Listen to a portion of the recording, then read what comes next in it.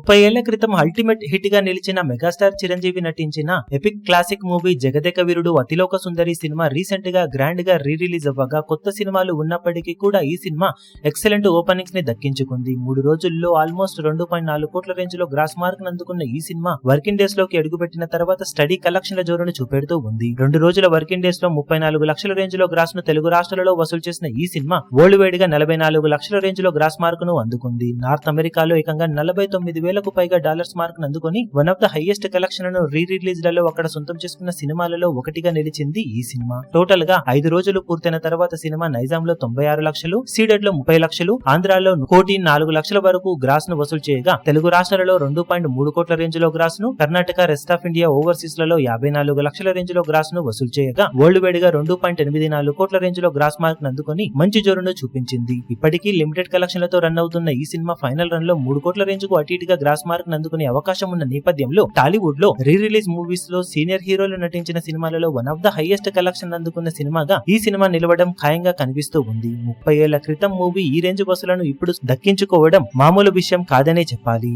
ఈ వీడియో మీకు నచ్చినట్లయితే లైక్ చేయండి, షేర్ చేయండి, ఛానల్ ను సబ్స్క్రైబ్ చేయడం మాత్రం మరవకండి. ఏ చిన్న అప్డేట్ ను మిస్ అవ్వకూడదు అనుకుంటే బెల్ ఐకాన్ ను ప్రెస్ చేయండి.